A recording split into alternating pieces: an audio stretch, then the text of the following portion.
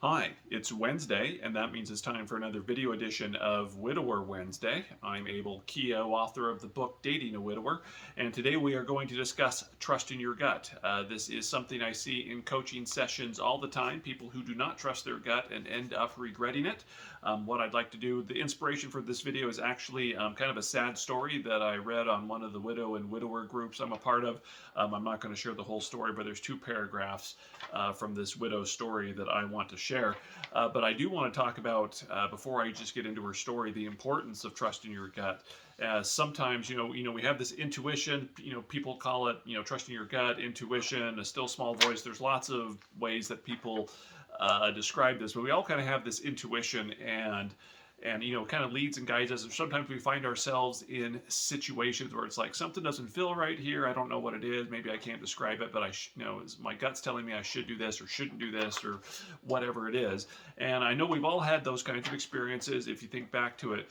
But the one thing I have seen over and over again, not only in my coaching sessions but in my own life and in the lives of my friends and family, is that people have never regretted trusting their gut. People have never regretted going and following, that little voice inside of us, even if they couldn't actually articulate why they were doing that or why they should be doing that. And I've seen that over and over again, especially in coaching sessions. Can't tell you how many people I've talked to where they've said, yeah, my gut said something was wrong with the relationship, but my emotions, my heart overrode me, and I ended up in the relationship anyway. So let me just kind of share these two paragraphs from this widow who remarried and is going through a divorce. She had this big, long, I don't know, just going into, things she tried to do to prepare for remarriage. It didn't work.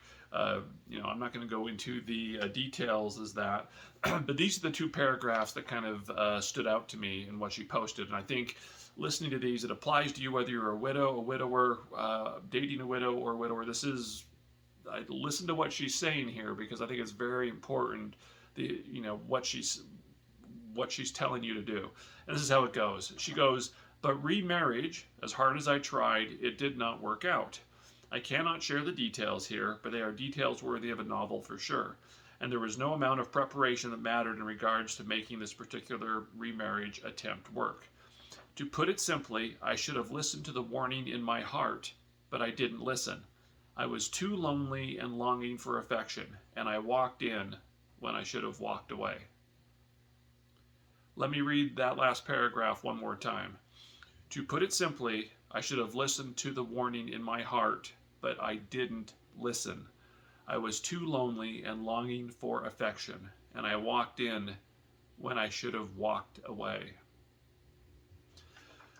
I want you to kind of think about that, and I want you just to be able to use this as a lesson going forward, whether, for future relationships, and not just relationships, for anything, for, just interactions you have with other people, job situations, personal situations, is listen to that warning in your heart. That's the message here. If you listen to that little voice in your heart, that warning in your heart, it will guide you down the right path every time. And I know it sucks because love is a very strong emotion, and I see it all the time. And it's not just widows and widowers, by the way. I see a lot of the people that get involved with widows and widowers.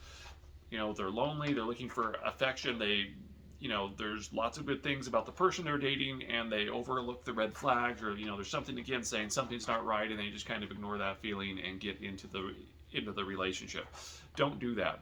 It's a mistake I see constantly, and it's not just on people who are dating widowers. It's widows and widowers themselves. They get into relationships that deep down they know that something's wrong. They shouldn't do it. And again, I'm guilty of that. If you read Room for Two, for example, you can see my story with a woman that I call Jennifer in the book. But again, something deep down was nagging me that there wasn't something right about the relationship. And I kind of brushed those feelings off, partially yes because I was lonely and it felt nice to be with someone, but part of it was I was thinking like, well, I'm recently widowed. I don't, I got all these emotions churning through me. How do I know if this is is this part of grief? Why am I feeling this way? Looking back, it was my gut just saying this isn't the right relationship. Something's wrong with this. You can read again Room for Two for more details. But again, listen to your heart, listen to that voice, listen to your conscience, whatever you want to call it.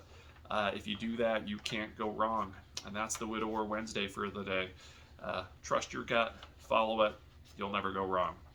I'm Abel Keogh, author of the book Dating a Widower. Feel free to subscribe and so you can get more notifications when I post new videos. Go ahead and leave a comment below or even schedule a coaching session. There's a link down in the description if you want to talk about your relationship and if you need help in that regards. And I'll see you all next Wednesday.